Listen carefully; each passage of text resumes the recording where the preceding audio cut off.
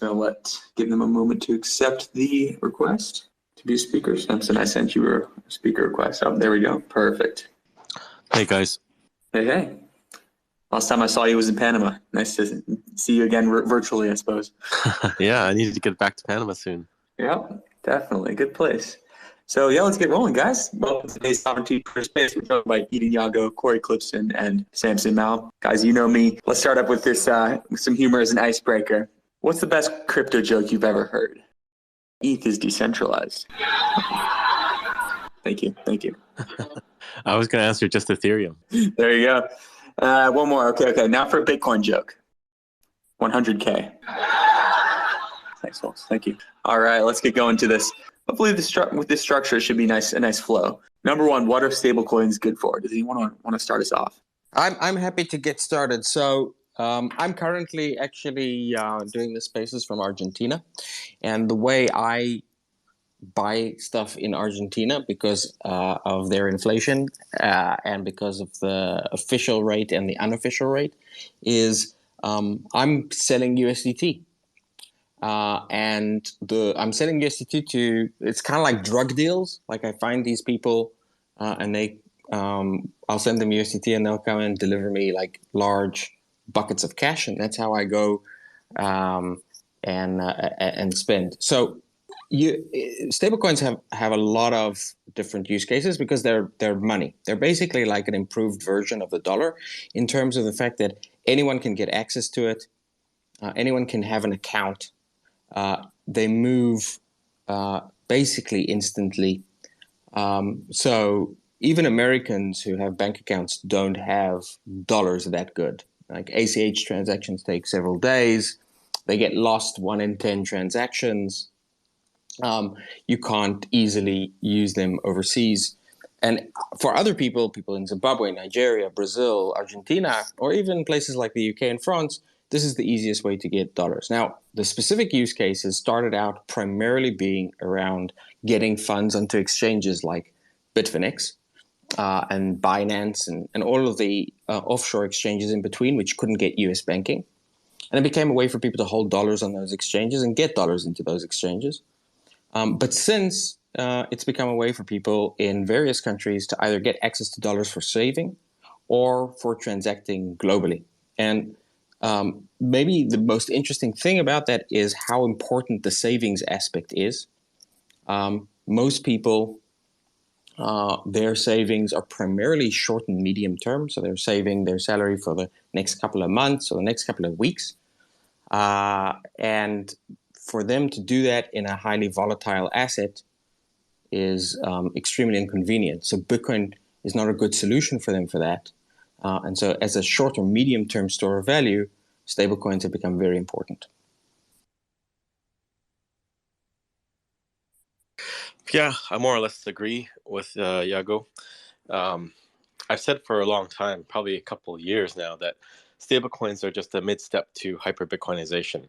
It's not going to exist in the long run because in the long run, everyone will just use Bitcoin and everything will be denominated in Bitcoin or sats. But for now, it's still a very useful tool, especially in the developing world, to access dollar-denominated value because most of the world is unbanked and they have no way to get a bank account for the reasons of, they don't have a fixed address, they don't have a steady employment, or they're just they don't have credentials or ID. So most people in the world actually live without a bank account, but most people can get a mobile phone or a computer and they can access any stablecoin wallet and transact in stablecoins. And we still live in a world where people have to pay suppliers, vendors, manufacturers, and whatnot in dollars. So having to live through Bitcoin volatility is a problem for those people, because if you're selling something for Bitcoin and you're paying on the back end your suppliers in dollars, then you're going to have a difficult time if Bitcoin is moving up and down. So I can understand why people do need stablecoins.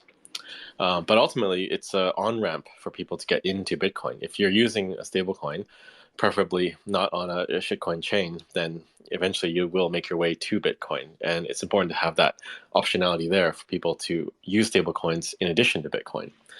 I was also in Argentina too, so I also know that, well, actually, most of the countries facing massive double-digit inflation or hyperinflation are using stablecoins as a way to store value.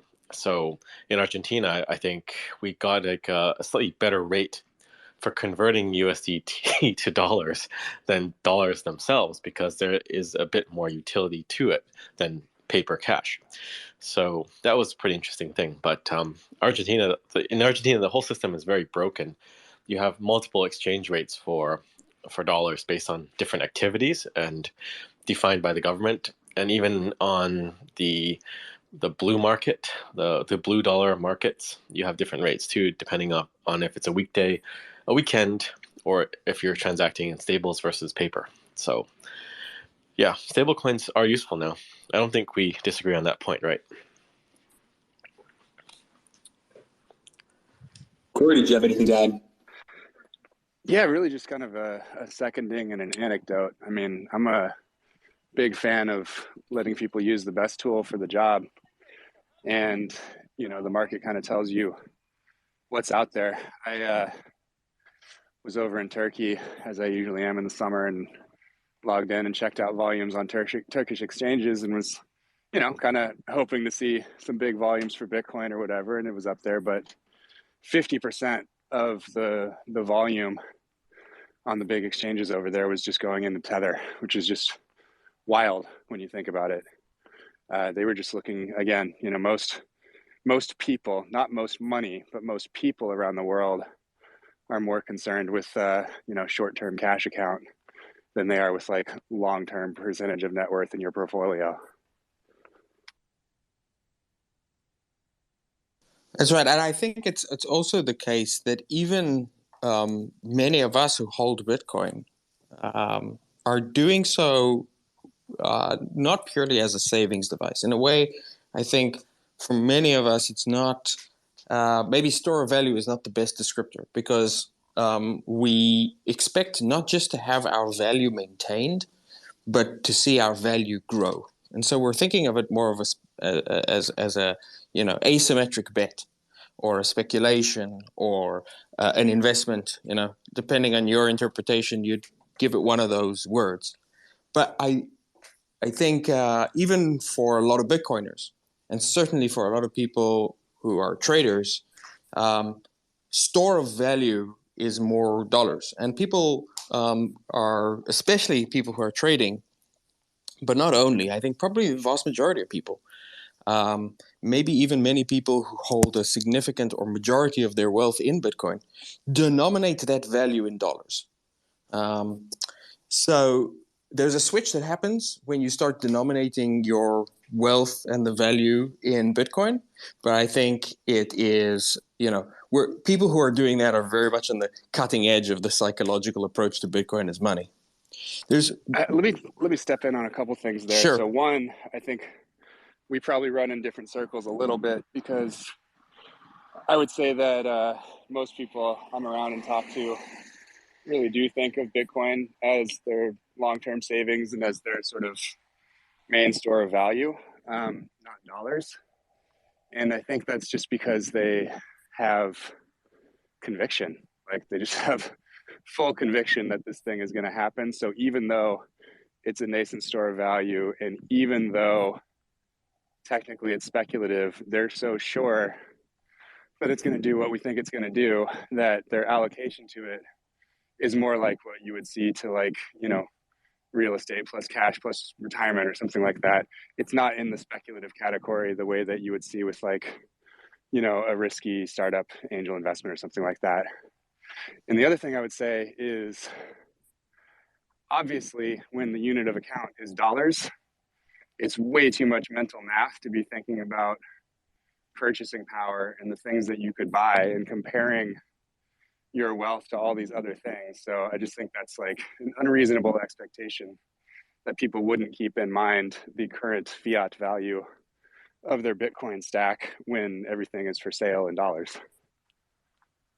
Sure. I don't know that we run in different circles, but I think, I think all of us would admit that the vast majority of people, even who hold Bitcoin as a significant part of their holdings, have probably not switched to the point that they're thinking purely of their net worth in terms of Bitcoin.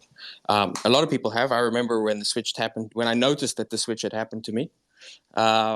But I think it's rare, and I think one of the questions is, does that change?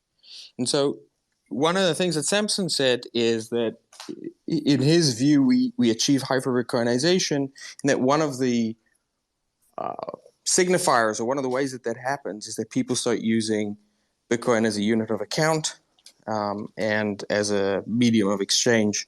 And I'm not sure we ever get there. So I think there's some truth to the analogy of Bitcoin as digital gold. And we've never really seen an economy where gold has been used as the primary unit of account and medium of exchange.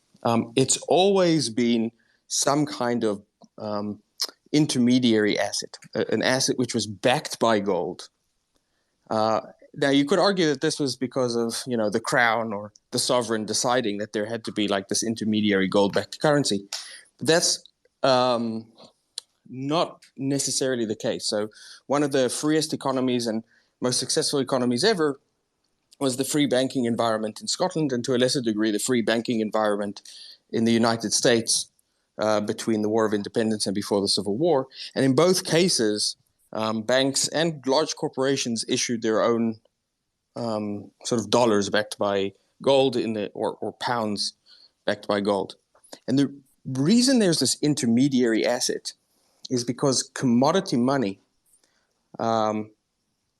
is deflationary and volatile in growing economies. So economies grow at different paces, and it's useful to be able to generate a degree of stability vis-a-vis the changing sort of demand around the commodity versus the amount of demand for money in an economy. And I think it's extremely likely that the way hyperbitcoinization happens is we have assets which, Bitcoin becomes like the reserve asset, but we have intermediary stable coins acting as sort of like the short-term buffer for volatility.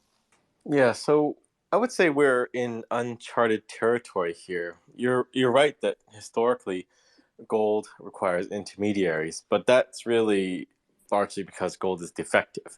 It's impossible for your average guy in, I don't know, 1000 AD to verify the quality of a gold coin without melting it down, right? And you don't want to be melting your gold coins down at the point of spending and receiving. Also, a lot of that is because the monetary system was outsourced, right? But with the advent of Bitcoin, we don't have to outsource any of that. That's the whole point about being able to keep your own keys and being able to verify by running a full node and being able to transact peer-to-peer.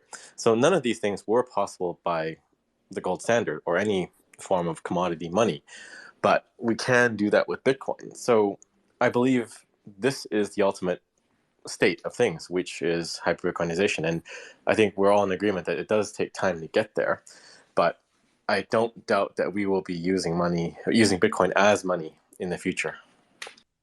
Yeah, so I mean, we're both speculating about the future, and it's very hard to make predictions, especially about the future. But what we do know, like you say, is that stablecoins are extremely useful now.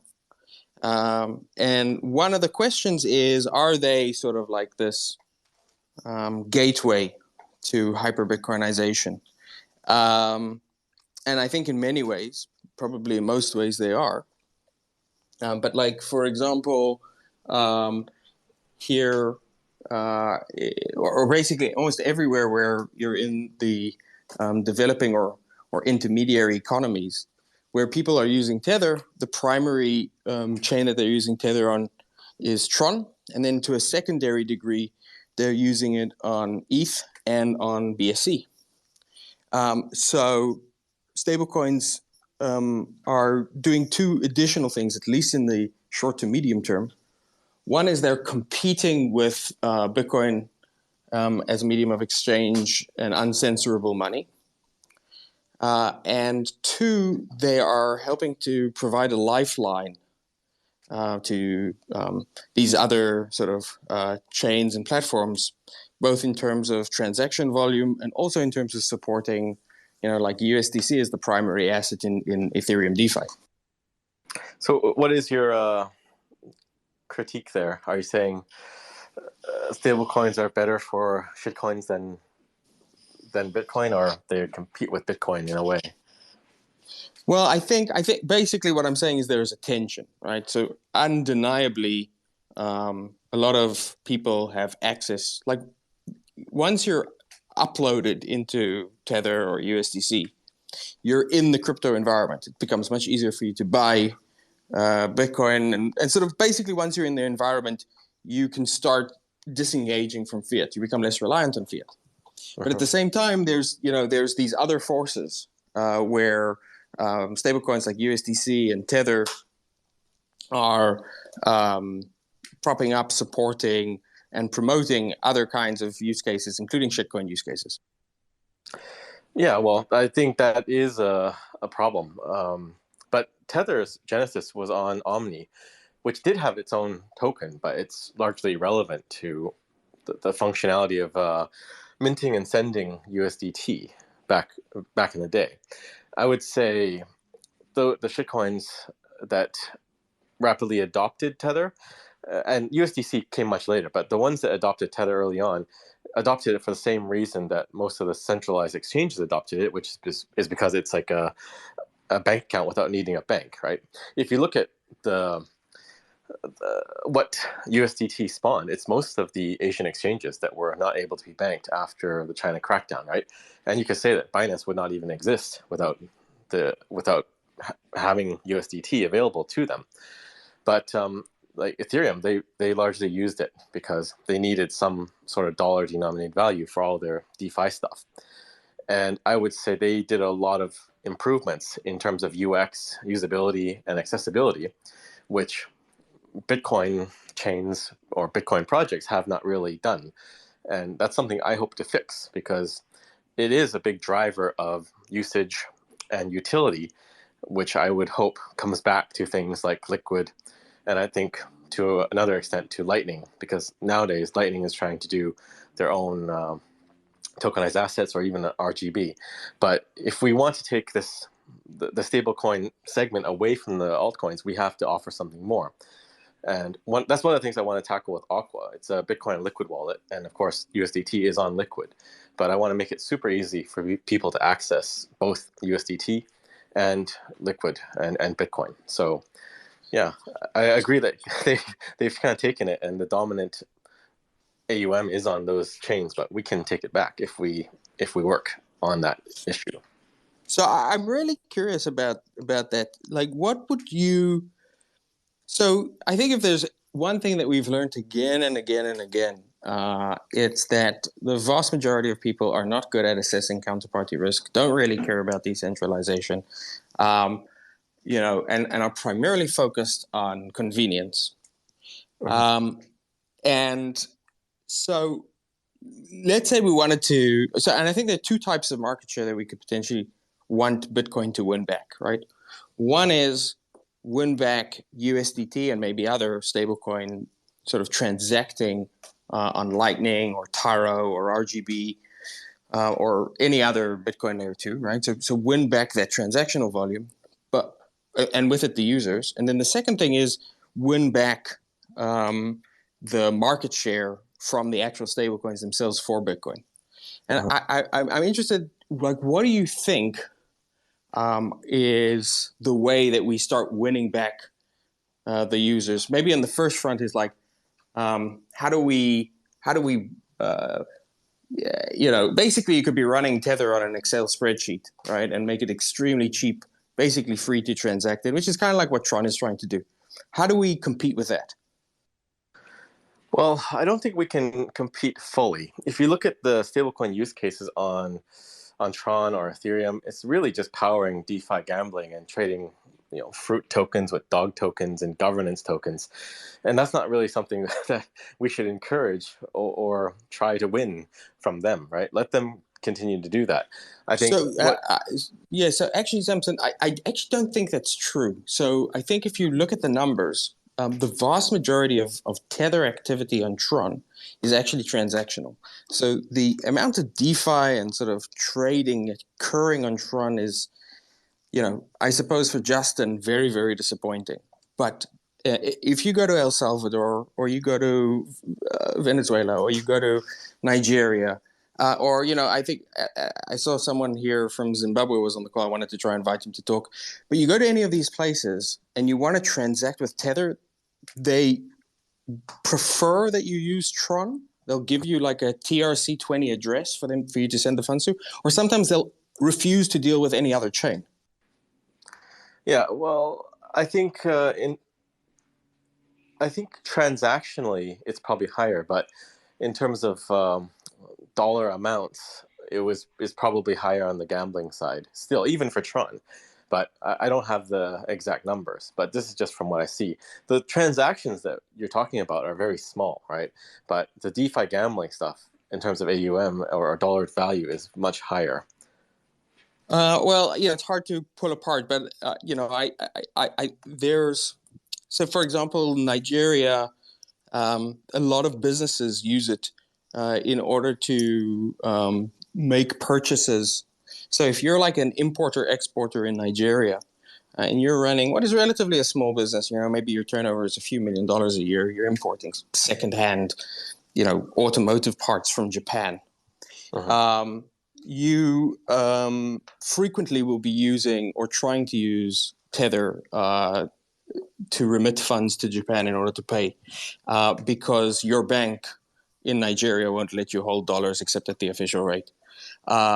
And so some of those transactions, you start adding together a few businesses with multi-million-dollar turnovers, and you put together some people who are doing more illicit businesses with even larger turnovers. The volumes can, and it appears, do get quite big. Yeah, maybe. My gut feeling is it still dwarfs the DeFi use cases. Sure, I think maybe this is not the most important point. So let's get back. I think I would be really interested in winning back market share, and I'm interested in your views and Cory's views on how we do that. Yeah, so I think we should try to win it back for those things that you're talking about. People that are using it as a form of money, the people that don't have bank accounts. That's what we should aim for. Okay, so I think right now there's two primary approaches within Bitcoin on how we could potentially offer the type of low-cost transaction that this type of use case demands, right? So one is Lightning Network, probably with something like Taro. And then the second is something like Liquid or Rootstock, so some kind of sidechain where we can have very, very high throughput. In both of those cases, we're sort of coming from behind, where some of these other chains and the exchanges that have built around them are already providing they've sort of done a land grab. I think a lot of crypto is a land grab situation, and there has been a land grab here, and so there's sort of a network effect already built around using Tether in this way. And I think it's non-trivial in terms of how we tackle it. But one way, which is typically the way that Bitcoin grows, I think, is we tend to grow from disaster to disaster, right? So shitcoins, they and various nonsense use cases and the services that grow around them grow like weeds. Then once a cycle, they get flushed out, and a whole new breed of Bitcoiners is created. And I think that might be the way that we can start winning back that particular use case as well. Yeah, I agree. I've talked to Cory about Swan supporting Liquid USDT because that's a missing on-ramp. But yeah, I think we're starting to see the shift, right? Like if we were not seeing a shift to stablecoins, then we wouldn't have things like RGB and Taro coming out and trying to get that dollar denominated value into their networks. So I believe that battle is starting, and yeah, maybe pretty much we go from disaster to disaster, but what we need are real use cases, right? All those DeFi use cases, they probably spawn the actual use cases, which is just transacting stables as digital dollars. But I don't believe that was the intention of those chains. But for us, we can be a bit more intentional in our strategies and rollout.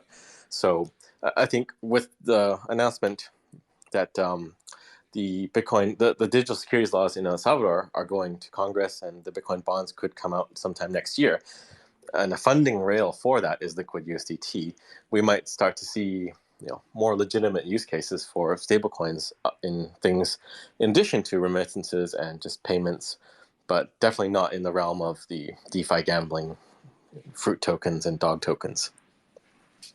So maybe this is a good segue to Cory. So Cory, I think you've really managed to do a good job of sort of becoming the crypto Cassandra. And warning people when they're about to lose all of their money.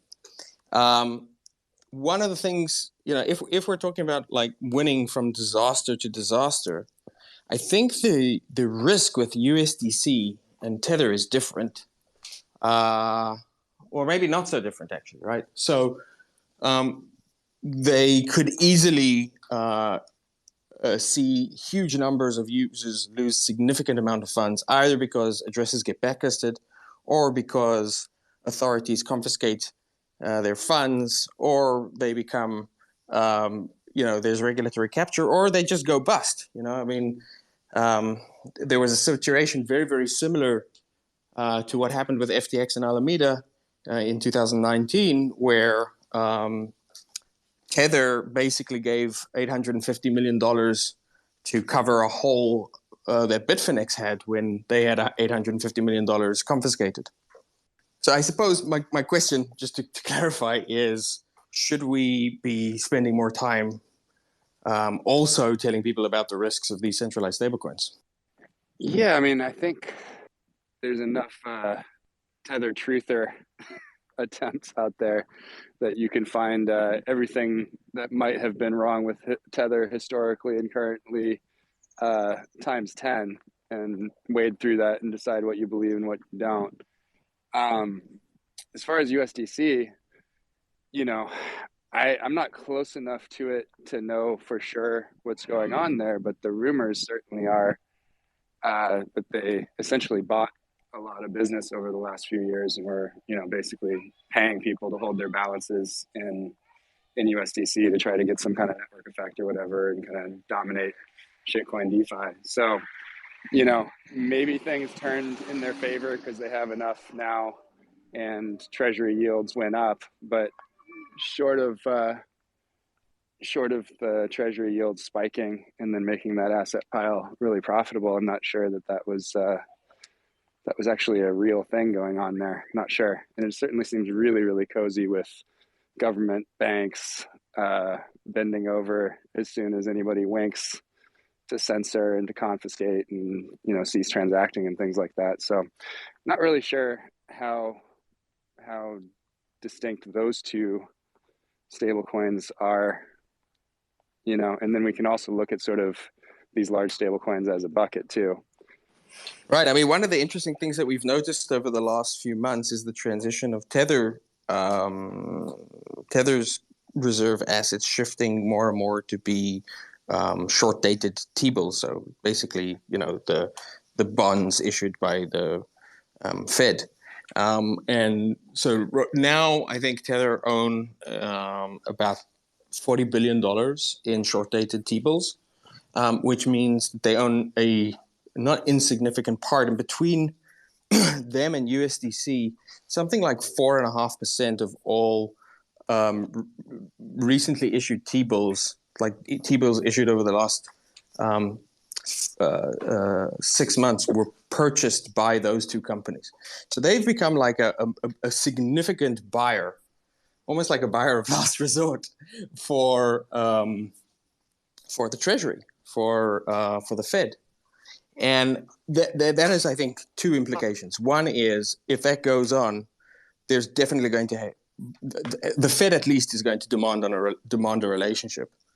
And two, it basically means that not even indirectly anymore, but very, very directly, the Fed is backing those two companies and those two assets. Yeah, it would seem so.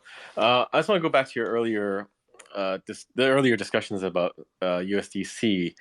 I've heard the same things that Cory has been talking about, that a lot of their growth was artificial because they were paying people.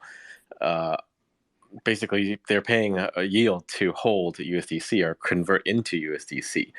And you can see the corresponding drop in their AUM at the time which they stopped doing that effectively. So a lot of their growth was very much driven by paying people. And I would say your earlier comment comparing Tether to and Bitfinex to FTX is a bit mischaracterized, because it's a very different situation. The hole that they had to fill was due to a payment processor, crypto capital collapsing, and that actually affected a number of other exchanges too, not just Bitfinex, it also Kraken as well. But the FTX situation is just outright fraud. But their growth mechanism is actually quite similar to Circle, right? They're trying to raise VC money, be cozy with the regulators, and grow very quickly to try to dominate a market. And I would say Circle's position is not that tenable, because if you look at their SPAC filings, it's public. Their financial situation is not very sound right now. They've lost money over the last few years, and it just raises a big red flag that how can a company with 50 some odd billion in assets under management lose 500 million to $1 billion when Tether is actually making money, right? It's because they are paying out interest to people to hold and growing artificially. And again, like Cory was saying, they're very quick to freeze addresses. Like even without a request from law enforcement, they'll jump to freeze it. So USDC seems to be the riskier bet, in my view, if you're holding a stable, because their financial situation is shaky, and two, they are very quick to freeze things.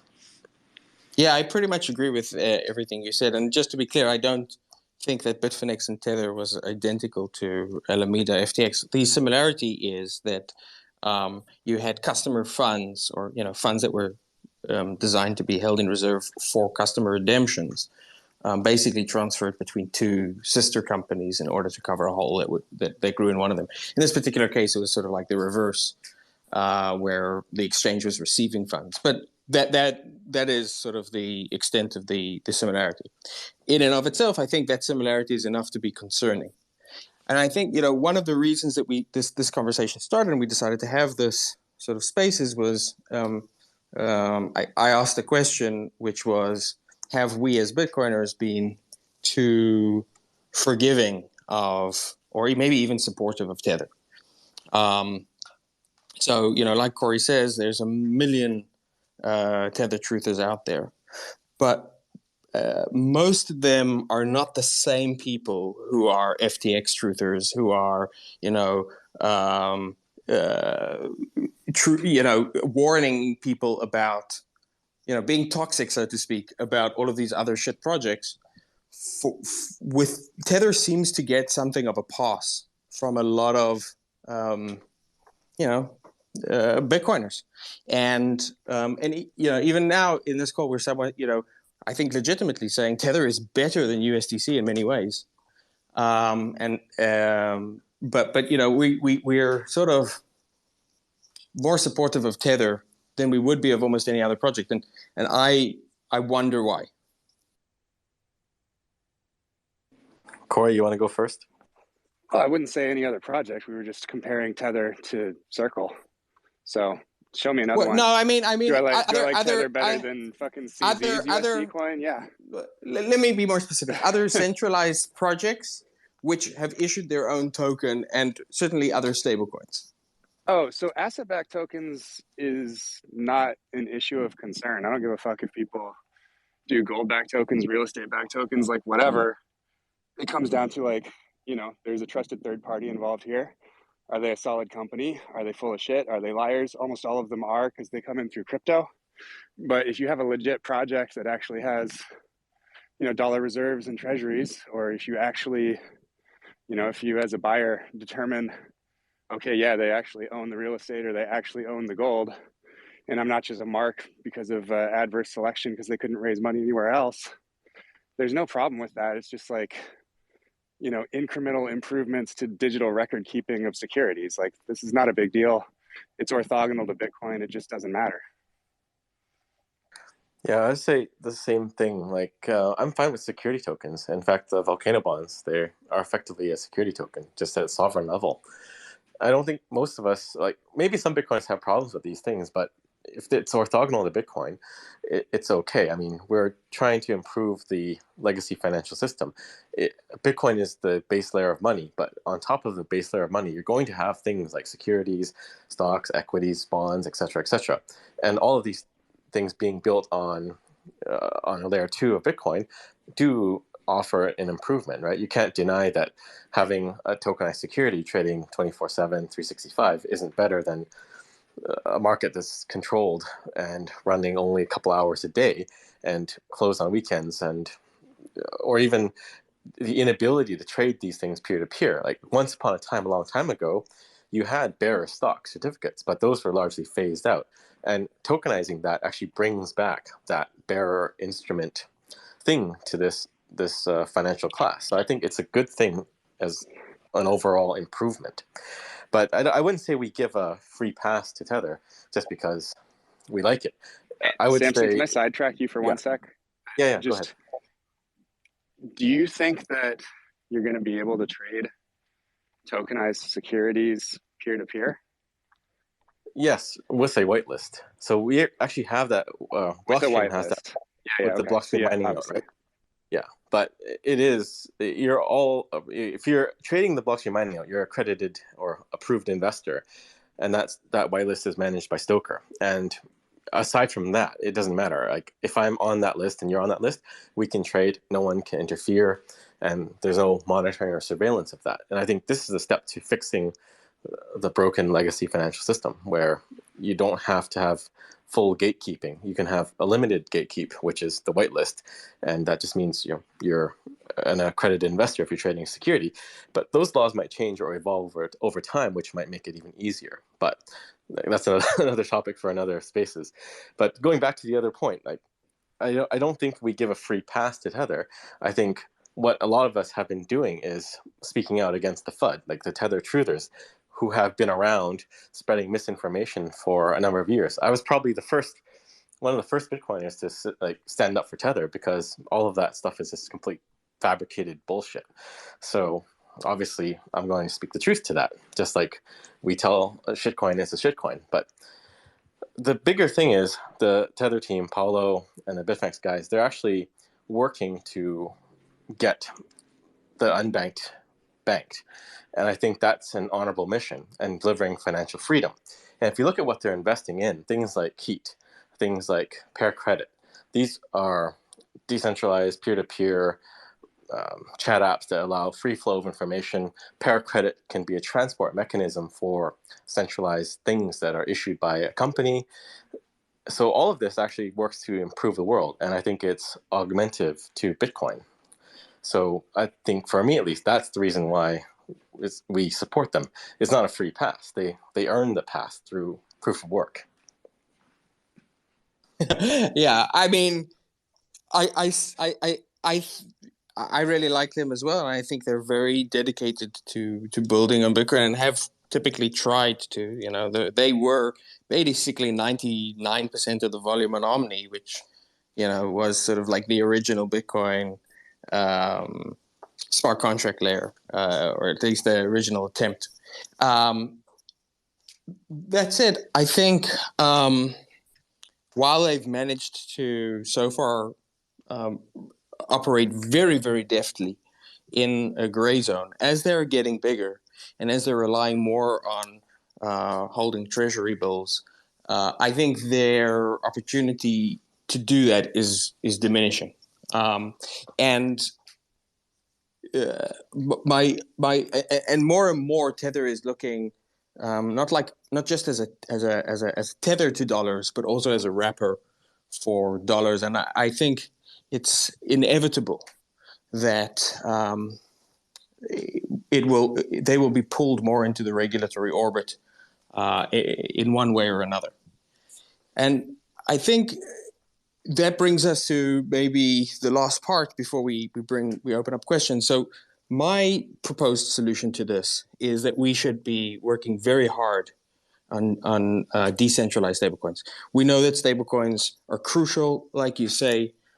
They're an important savings mechanism. They're a key way of providing financial sovereignty and financial access to people around the world, especially the poorest people.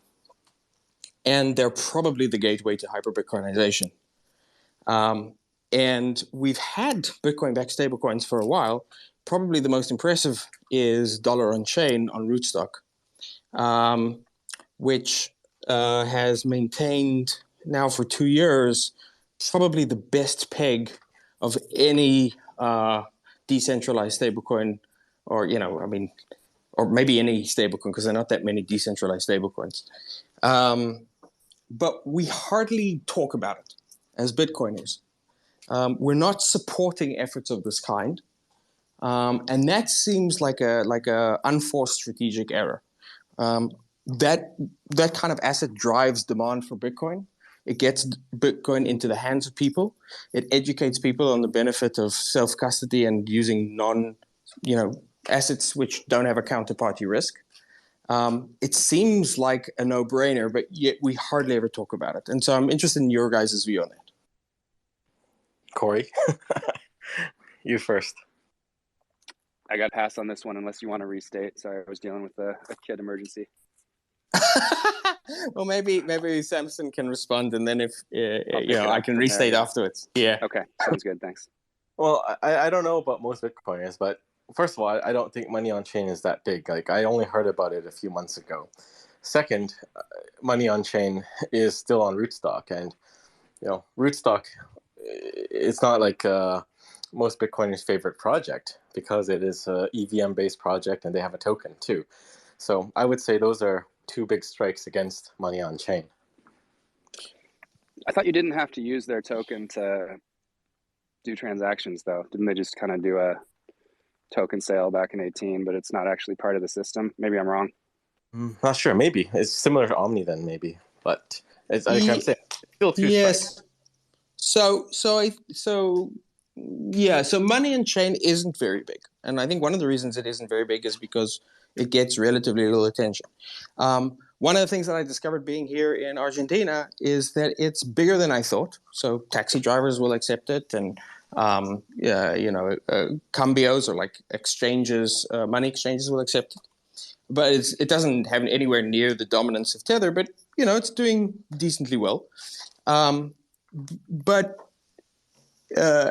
every single sort of dollar on chain is backed by, right now, something like $7 worth of Bitcoin. So it's drawing in a lot of Bitcoin relative to its size. Now, it seems unfortunate that we would ignore it because it's on Rootstock. So Rootstock, for example, they launched a token called Rift, but it's entirely unnecessary, as Cory says, to use it. In fact, no one really does. The native asset on Rootstock is Bitcoin, and the peg is more decentralized than any other sort of peg that exists for Bitcoin. I know Samson might argue that Liquidity is at least as that Liquid is at least as decentralized in its peg, but at minimum they're competing on that. We can debate that another time. That's another topic. Right. Exactly. So and finally, it's not even the RSK team. This is just a bunch of Argentinian guys who have built something because they believe in the mission. So my sense is we are ignoring important things, maybe based on superficial dismissal. But I think my deeper point is we should be actively searching out the opportunity to support projects like this. Yeah, well, I think it's the concept is good. The execution is going to be the hard thing. Like there's another project called Fuji Money from the Volpum Venture guys, which is built on Liquid. Yeah, that's right. Yeah, and I think that's interesting.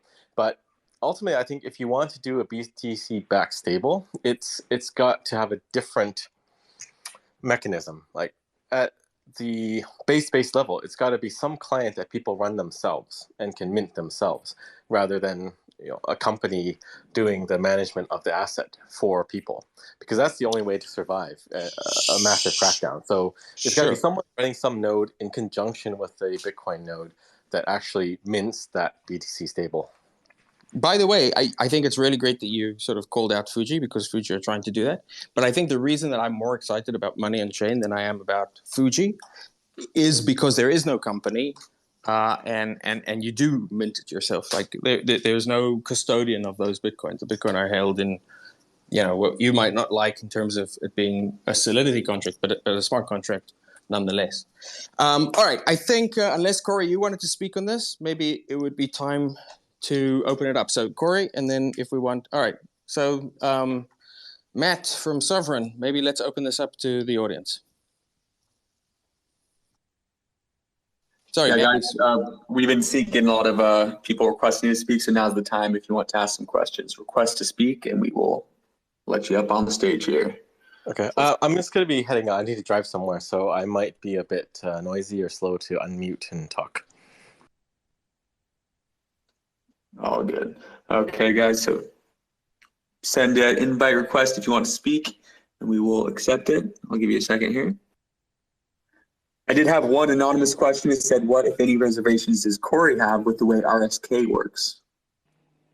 I honestly just don't know much about it. I've tended to basically just take people who have more experience and more expertise at their word, that at least this kind of merge mine sidechain is better than, basically like a completely fake approach like what Stacks has done.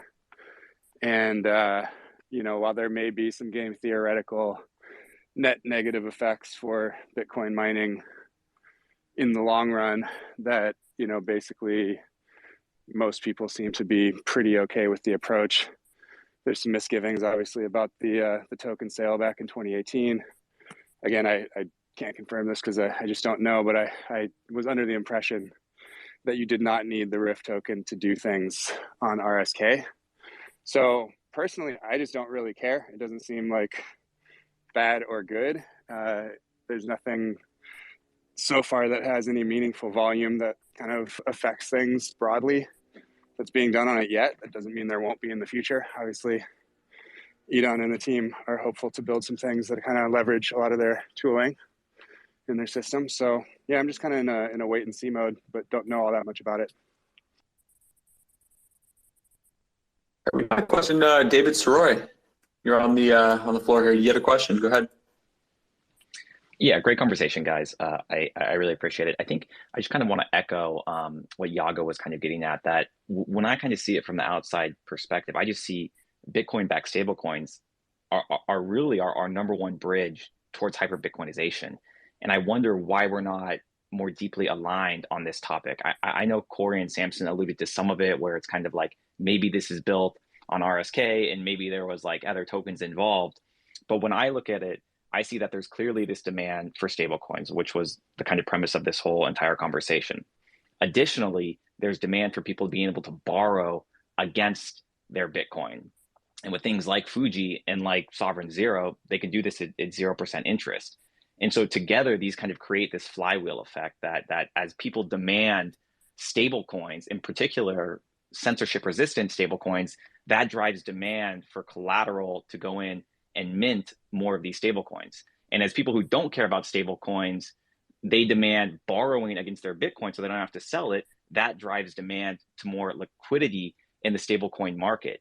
And so I think that to me, it just seems so obvious that these have these synergy together that can drive, more collateral being locked up to increase the price of Bitcoin, to create this kind of like layered money approach that Nick Bhatia talks about, where all these other different things are underpinned by the Bitcoin collateral. I think it's our single greatest path towards like pursuing this hyper Bitcoinized world.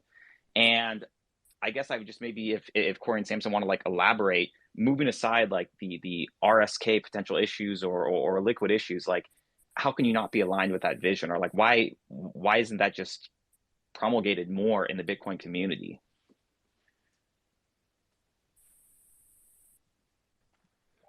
I mean, there are a ton of unknowns in everything that you just said. And so for somebody to participate in anything that you just talked about, they would have to go super deep and understand how all these contracts work, get comfortable with the teams, get comfortable with their audits, get comfortable with the risk, understand how and why they could blow up, how they could be shut down, versus just holding Bitcoin. So I think, you know, I'm personally not interested in doing any of that work today. And that's probably where a lot of other people are too. So with regards to that, I mean, yeah, of course, it's a huge amount of work, but I think that is to me, that's kind of like the work that we used to really be excited about doing. You know, Bitcoin talk forums before, you know, like let's call it 2016, we're just back and forth around coming up with what's the next cool thing that we can think of that we can do with Bitcoin. Let's examine it. Let's pull it apart. Let's tear it to pieces. And you know, we could I think by building on layer 2, and you know, we've seen some of it, like things around RGB and Taro, where RGB a lot less. Taro, I think, is like the first example I can think of in a while where, you know, there's really been a lot of excitement. Maybe to a lesser degree, Fedimints also recently. I think that is the culture of Bitcoin that I'd like to see a bit of a renaissance around. I think that's those same groups and those same conversations had an absolute shit ton of people, in particular the technology people, that thought the cart came before the horse and thought you had to drive merchant adoption before you could have number go up. And so, you know, I don't know that it necessarily is the best sample to draw from. And I kind of worry that a lot of the stuff, like trying to jam all this, you know, shitcoin activity into Bitcoin, is kind of another flavor of that, and that it is again kind of putting the cart before the horse. And this is a monetary protocol, and the most important thing is, you know, basically getting more people and institutions, governments around the world to hold more of their value in Bitcoin. And we're just kind of being impatient.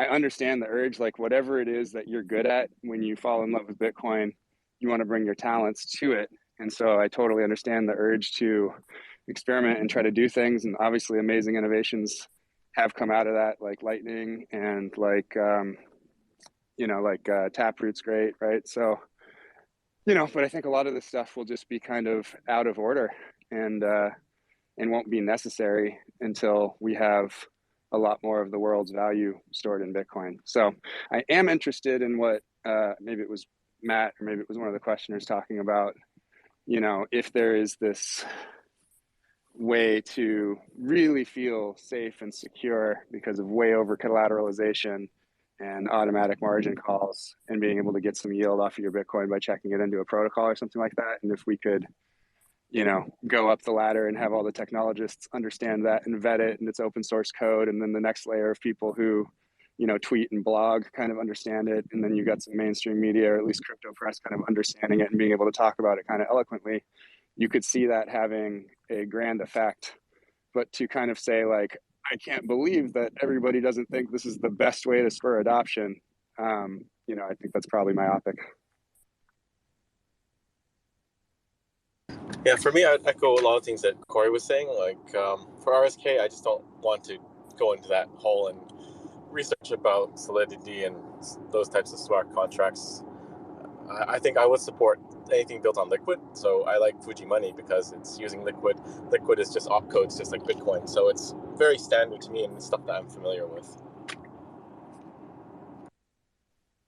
All right, we have another audience on board. Simon Dixon, did you have a question? Feel free to unmute yourself. Hey guys, yeah, I keep hearing about this project. I haven't had enough time to look into it, but so I'm I it's an RSK project, right, rather than Liquid. There are two projects: Zero built on RSK, and then there's Fuji Money built on Liquid. Both are effectively Bitcoin-backed stablecoins. It's 0% interest. Probably not worth going into the nuances, but that's the quick and dirty. Okay, cool. So we've got two projects, one on Liquid, one on RSK. And so basically I could pull out a dollar stablecoin loan collateralized by Bitcoin. Is that the idea?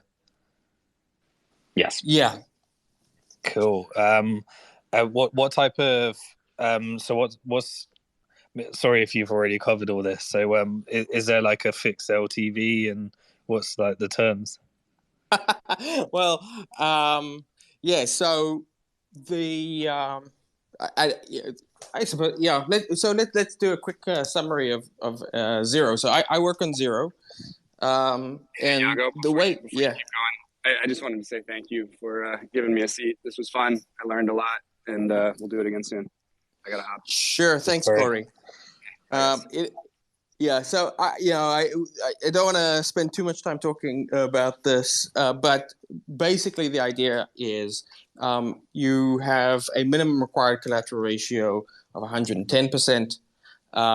Every person who opens up a line of credit are effectively generating a unique smart contract in which the funds are held, so that they basically maintain direct control of the funds under the set of rules in the system. So the Bitcoin can't be rehypothecated. If you drop below 110% collateralization ratio, you will be liquidated. And do you get to top up the margin or anything, or it's just done? Yeah, so you can control, you can because it's a line of credit, you can add collateral at any time. You can reduce the size of the loan, or if the price of Bitcoin goes up, you could pay back the loan effectively from the increase in the price.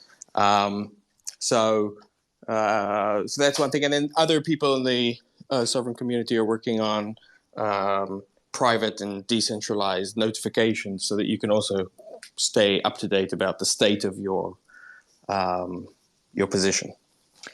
All right, so you'd have to keep an eye on it and kind of know when it's approaching your margin call. Yeah, so for example, I try to keep a very, very generous amount of collateral. Like I try to have like 300% collateral in there. And the overall average has tended to hover between 180 and 220. Cool. So what's the risks then? What are we not seeing? Well, there's one common risk to any system, which is that the developers have fucked up somehow, and there's the potential for an exploit. There's a lot of reasons to think that that's less likely. One of which is that systems like this, so the primitives that have been used are well tested in the wild. There's the risk that you would be liquidated because you wouldn't be able to act in time, and there's the risk that your funds would be redeemed again. So the way the peg is maintained is if anyone wants to go back into Bitcoins, they can convert any dollar into a Bitcoin's worth of into a dollar worth of Bitcoin, and the way those redemptions happen is the redemptions are basically redeeming against the lowest collateralized lines of credit. And so if your line of credit drops into sort of like the bucket of the lowest, then potentially you could be left with dollars rather than Bitcoin. And finally, there's a global risk that the price of Bitcoin drops so far and so fast that the entire system would become under-collateralized. So there you wouldn't lose 100% of your value, but you would lose the peg would basically break. So that's not likely to happen in this system based on historic modeling of historic Bitcoin volatility. But if Bitcoin volatility went beyond what we've ever experienced, that could potentially happen as well. Got you. So I'd have to convert my Bitcoin into some LBTC, or in the other project RBTC, and then is there like what's the and then is that a tether loan or a liquid tether loan? Is that what it is? So you're basically getting like this sovereign dollar, so called because it's not the American dollar, it's the self-sovereign dollar. And then it depends what you want to do with it. About 60% of users currently are basically using it to buy more Bitcoin. Others are trying to get it either into an exchange, probably to trade, or to convert into fiat. And so the vast majority of those are basically converting it into Tether or USDC, which happens at par, or they're converting into Bitcoin and withdrawing the Bitcoin. All right, so it's your own stable coin, is that correct? Yes. Okay. Is that where's it trading at the moment? Where can you swap it in for Tether or something? So you can swap it for Tether on a stablecoin DEX called Babelfish, which is, Babelfish like the universal translator, which translates one stablecoin into another, and you can trade it for Bitcoin on the Sovereign DEX. Okay. And is it what's like the upper limit in terms of like how many dollars you can play with at the moment, do you think? There's no effective upper limit. So the system is basically permissionless also in terms of sizing. That may change if it became clear that there wasn't enough liquidity in the system to provide for different sizes. But right now, I believe that the line of credit, which has borrowed the most, has borrowed about $750,000. Gotcha. Okay, cool. Yeah, look forward to seeing how this progresses. I guess the key question is like how what do you think the process is for getting trust on these things? Because obviously, when you don't have the ability to audit these things or figure out the code, which I wouldn't have the ability, I'd have to get someone else to do that. I guess that's the key challenge. How do you overcome that? Before you guys go in, I need to drop, so I'll just say thanks for having me on, and talk to you next time. Thanks very much for joining, Thanks, Samson. Bye. Yeah, so I don't have a definitive answer to that. It's kind of like, how do you get comfortable with Bitcoin? If you, I think it's mostly a question of time and market, with the system working and not experiencing massive disasters. And sort of like my overall belief is that Bitcoin-based projects tend to grow one disaster at a time. Everyone goes out and takes too much leverage or builds projects that are not, or centralized exchanges that are not reliable. Those are destroyed, and what's left standing is Bitcoin and its environment. So that's, I suspect, probably true here. With every month that goes by, I think more and more people will become comfortable. And I think maybe we should open it up to other people and their questions. But maybe just one last point, and this is one thing that I have been seeing, just looking at the on-chain data, is that people tend to start with relatively small amounts, and as they become confident with the system, they tend to put more Bitcoin in and borrow more.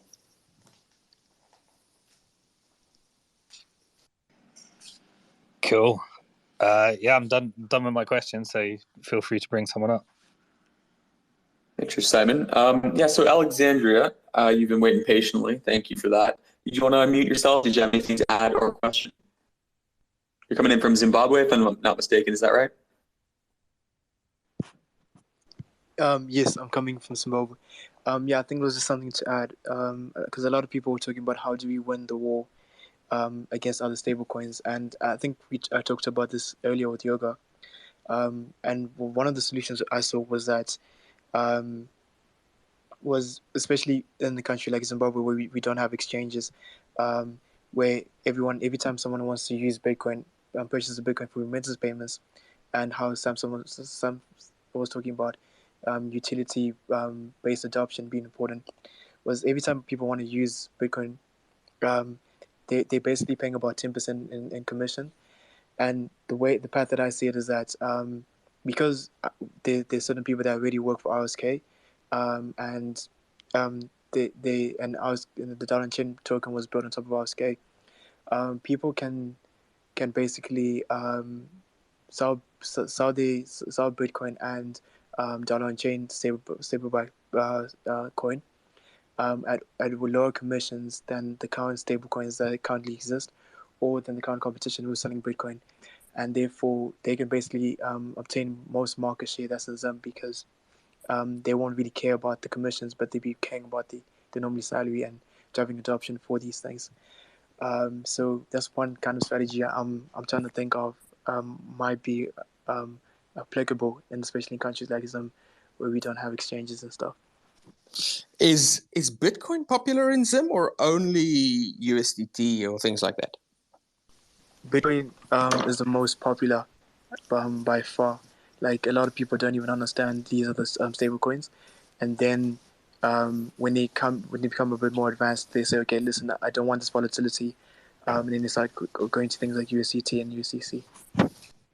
I think that's very interesting because maybe if that's the case, and because it's so easy to move from a Bitcoin-backed stablecoin into Bitcoin and back,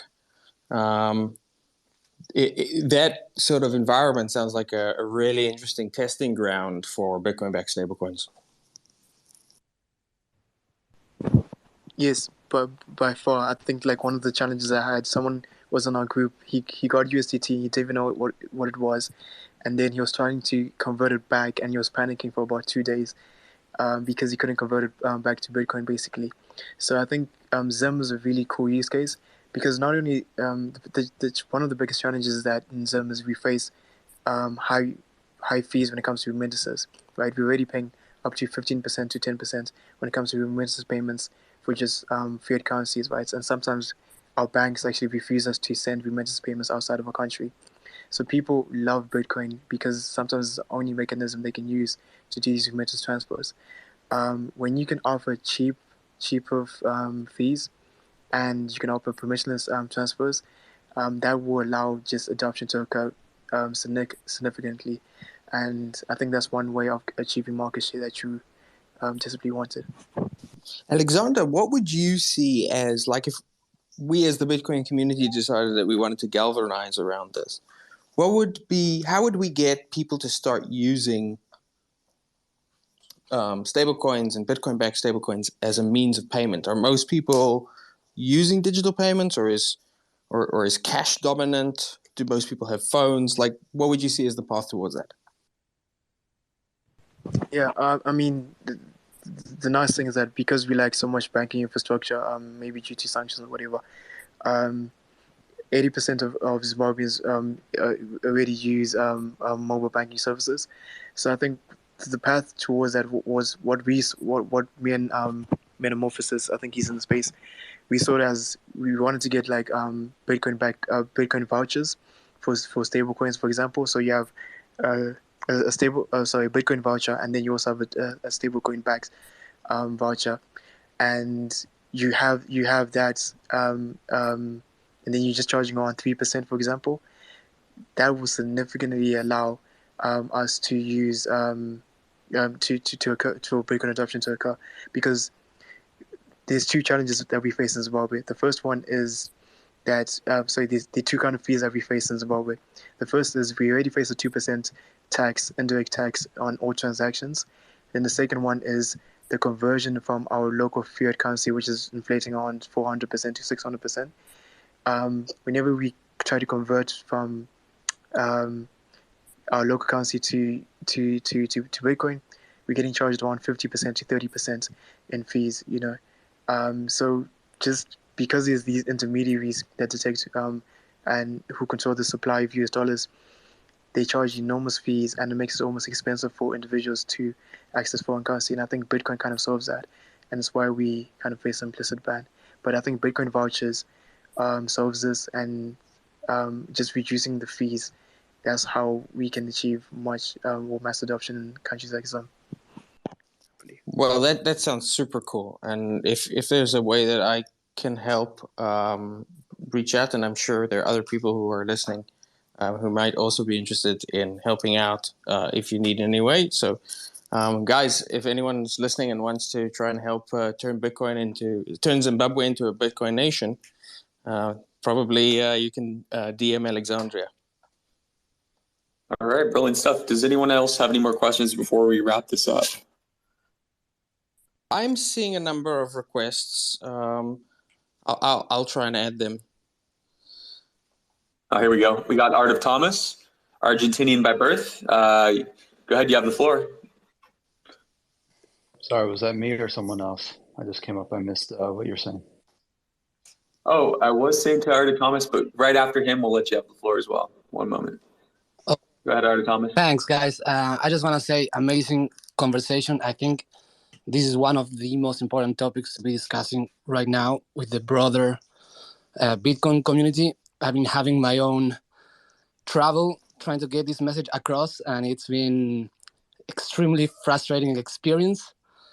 So I just wanted to say, one, that I agree very much with what David said, that I think this, in terms of growing the network, Bitcoin-backed stablecoins running on something like Rootstock that pays the fees to the Bitcoin miners is, to me, is a no-brainer.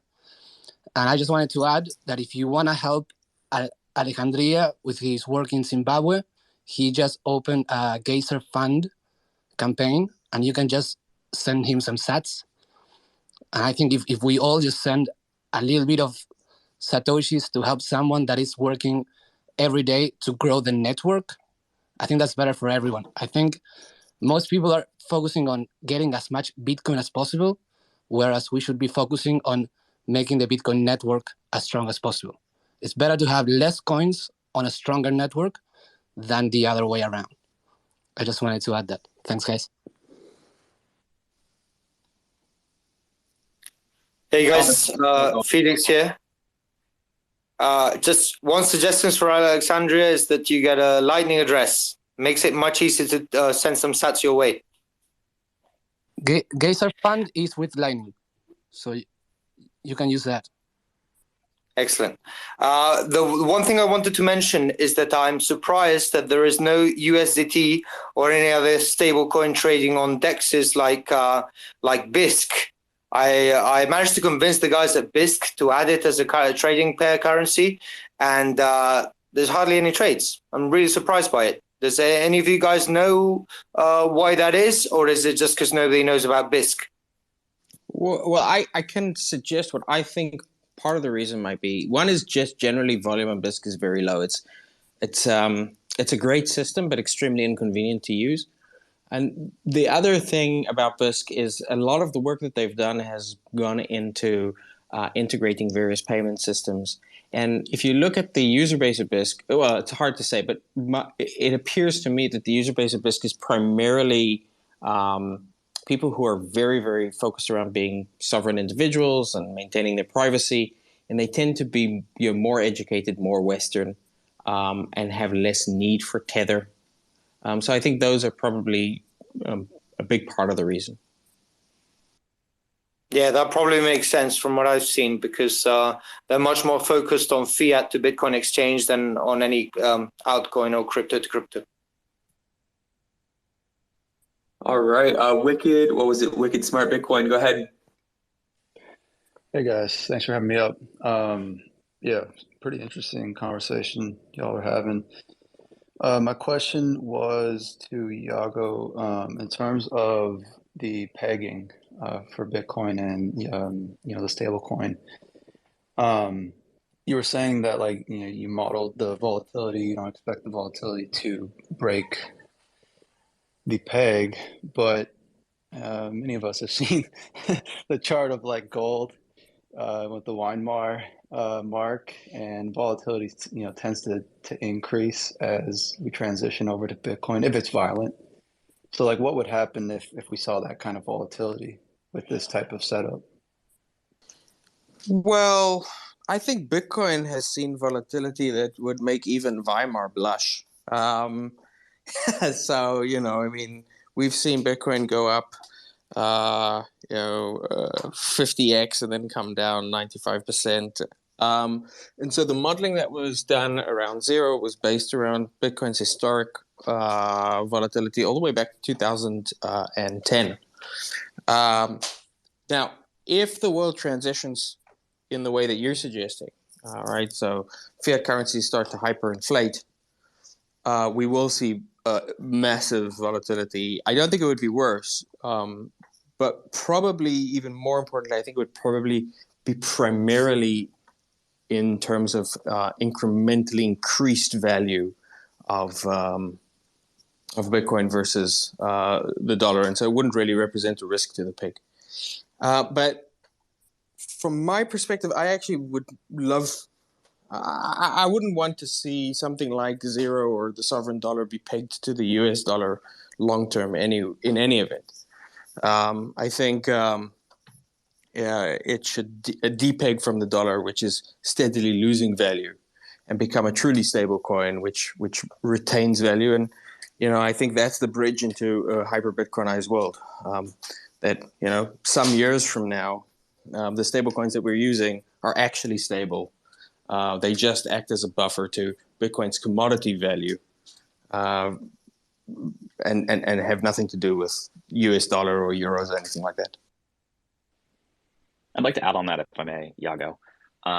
Regarding the question of the kind of potential depegging, while we hope in that we've kind of modeled out these scenarios with these extreme volatility drops, the more important thing, in my opinion, is that it's all 100% on chain. So at any point in time, someone can see how much asset value, which is Bitcoin collateral, that's underpinning the liabilities, which is the stable coins that have been minted. And so you can always see if the stablecoin is essentially under collateralized or at risk of depegging. And this is hugely important because other centralized protocols could, in theory, allow you to borrow or get dollars against your Bitcoin collateral. But all of that is performed on these hidden or shadow ledgers, not because it's kind of malicious, but that's just how the legacy system is built. But when we build these stablecoin instantiations and these lending models on chain, it allows the free market to, at all times, completely see, where the assets and the liabilities stand. So again, I'll just kind of recap that. We hope and we've modeled out these kind of extreme dip scenarios, but even if there's something that happens that we did not anticipate, the market will be able to see that transparently, and they'll be able to attack that protocol kind of in the same way that free banks used to, if you've read some of George Selgin or White's work, and it will break the protocol before it becomes this kind of gigantic systemic risk. I think that's hugely important. Should I add some additional? There seems I'll add some additional people, and Magnus, you can take more questions. Yeah, sure thing. Metamorphosis Hub, I see you've been waiting. Would you like to go ahead and ask? Metamorphosis Hub, give you a second to unmute yourself if you're still listening. All right, if not, we'll move on to the next person. All right, we'll get back to you if you get a chance. Hi. Donna, Yeah, hi. I see you there. You want to go ahead? I'm a professor in the subject, a former head of a commodity exchange. I'm a big stickler on terminology. And we're talking about stable coins. And the world is coming with lots and lots and lots and lots of regulation on stable coins. So Bitcoin has been able to have pretty much a good runway on what the regulation is. Almost every single regulator has said, especially in the United States, it's a commodity. And if we create a stable coin on Bitcoin, we have now moved it into the banking regulatory system. And that is where stable coins are going. They will be regulated by the banking and the Treasury Department in some way, shape, or form. If you read the President's Working Group, if you read the EU recently passed MiCA regulation, it still has a little more passing to do, but just let's pretend it's virtually there. It's all about stable coins. And so when we put Bitcoin, a precious asset, into that whole system, we are inviting regulation that we have not seen, that we don't necessarily want, on the underlying commodity in a way that Bitcoiners are not really, fundamentally aware of what's going to happen. We saw some little downfall of Terra Luna when it wanted to make Bitcoin the reserve without having sufficient whatever. That's also going to be in the regulation everywhere. So irrespective if you are a stable coin, if your backing is anything but fiat dollars and things like treasuries, depending upon which country you are, what those treasuries are called, you're going to be subject to a lot of regulation similar to a bank.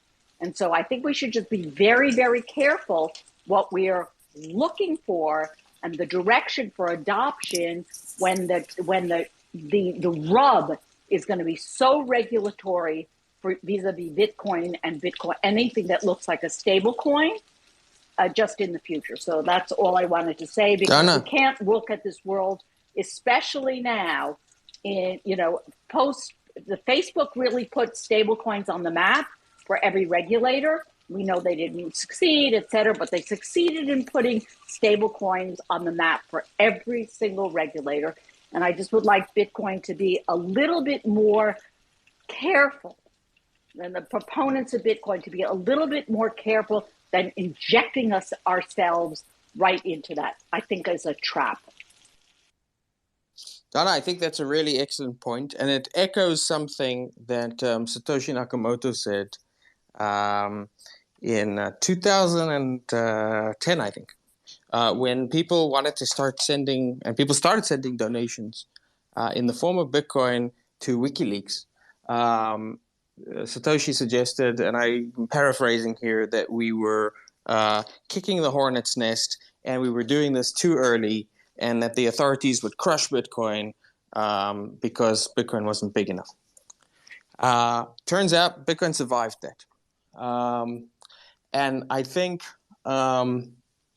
the point here is, at least from my perspective, that Bitcoin is not, its survival and its success is not a question of to what degree it conforms to regulation, but to what degree it is inured from regulation. In other words, to what degree does it not care about regulation?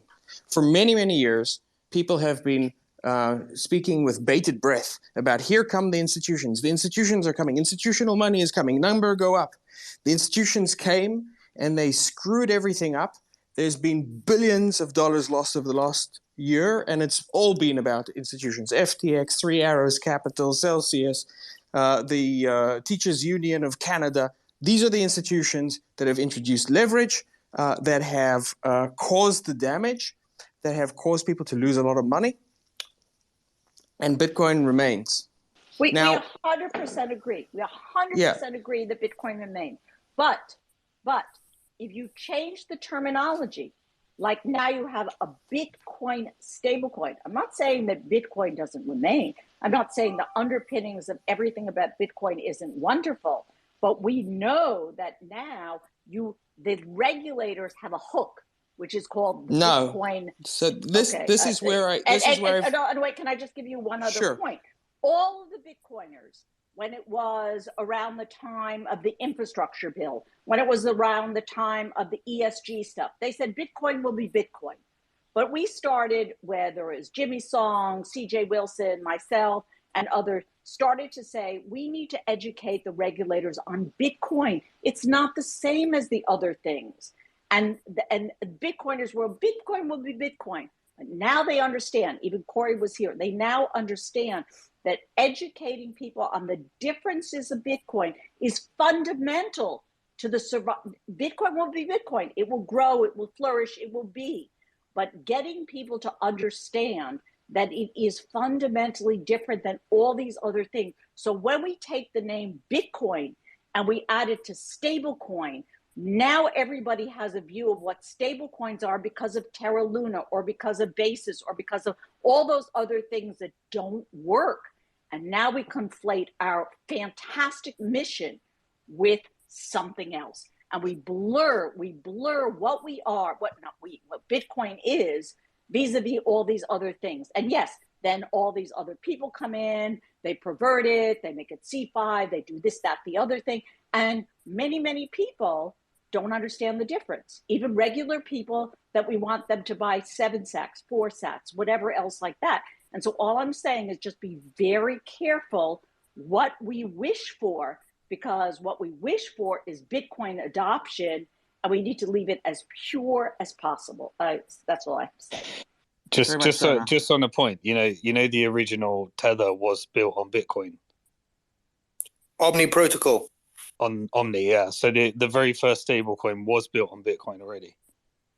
So I will not comment on a coin that has had so much regulatory oversight and has had so much negative publicity on Bitcoin. But I leave that to others to decide what they think. No. All I was saying is that the stable coins were first created on Bitcoin. So Tether started on Bitcoin, and then they started minting it on Ethereum later. So and look what happened to the fallout for Bitcoin from Tether.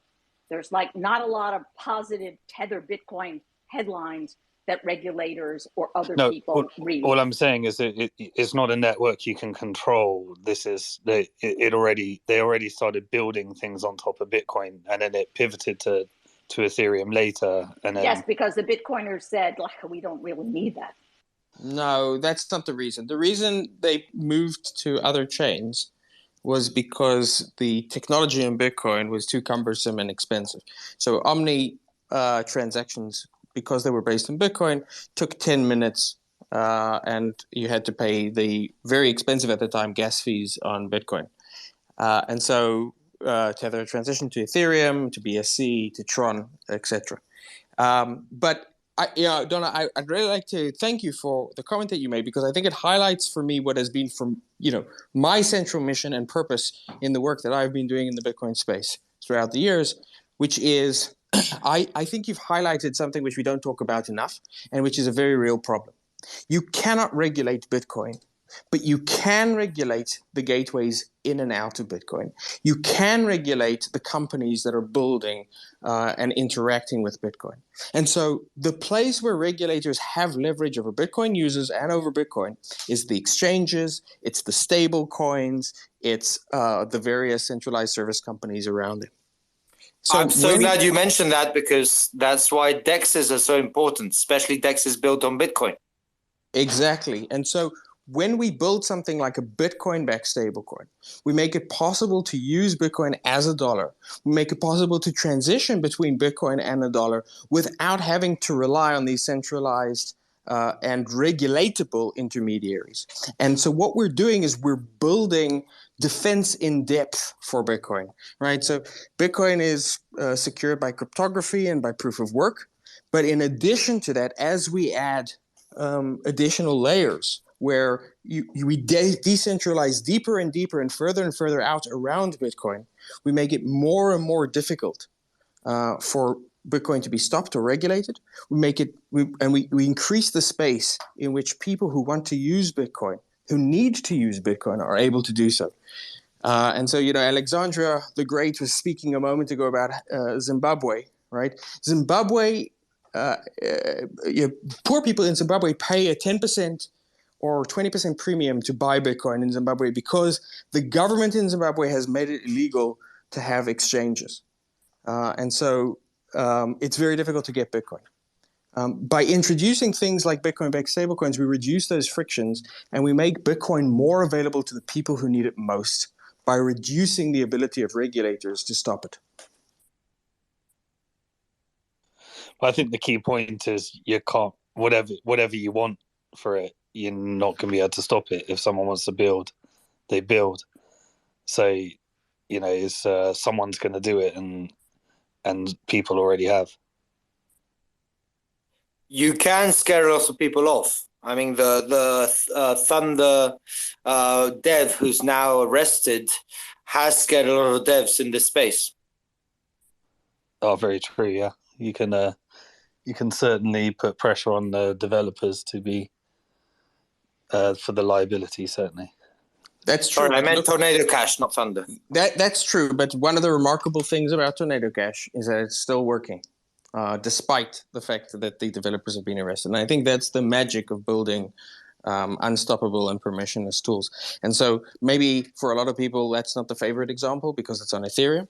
But that's one of the reasons I think Bitcoin can and should be learning from things that are being built in other ecosystems. Tornado Cash is probably a better privacy tool than anything we've built for Bitcoin in terms of its uncensorableness. What are the regulatory attack vectors? So, like Liquid has all the validators, right? Would they be what's the attack vectors if they wanted to do it? the devs. Most projects have a very small number of devs. So you, as a regulator, if you really want to mess things up, you don't go after the 1,000 participants. You don't go after the million users. You go after the handful, 4, 5, 6 devs. That's sure, exactly the point. you can do a free speech defense, but they can hurt a lot. It's not just the free speech defense. It's the fact that, the big difference between the Silk Road and Tornado Cash is that when they arrested the people behind the Silk Road died. But when they arrested the people behind Tornado Cash kept going. And that's the advantage of building decentralized, uncensorable systems. If they're well designed, then the devs birth them, but from that point on, they're independent. All right, so Q&N, I know you were waiting. Would you want to go ahead and unmute yourself if you had a question? Q&N.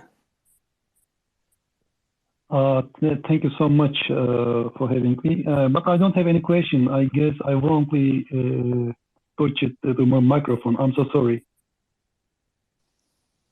No problem. I actually will need to be hopping off soon. So if there are other questions for me, awesome. But of course, the space can continue without me. All right, guys. If there's any other comments or questions to this from the speakers on the stage, and anybody else, it's your last chance. If anyone wants to submit questions, Yago, I don't know if you see anybody requesting. Sometimes I don't get on this app. Twitter Spaces app is a little finicky sometimes. Twitter Spaces, despite Elon Musk taking over, doesn't always work seamlessly. I don't currently see additional questions. Yeah. Okay. Yeah, no, I just wanted to say, guys, keep building. Like this whole the concept of being able to do a lot of this stuff on Bitcoin is really important. And look forward to seeing where these things go. Obviously, be careful. These things are beta projects, so don't put too much value on the line. But it was a bit like lightning. It had to be bootstrapped, and it had to grow and grow and grow bit by bit by bit. And so just keep building. It's really important to develop these different things. So well done. Thanks, Simon. All right. Look, this has been a really fantastic space. I think the conversation was really good, and the questions were really good. And thanks, everyone, for joining. I look forward to seeing the recording of this. And in the meantime, everyone, stay sovereign. Stay sovereign. Thank you to all our guests. Cheers. Thanks, guys.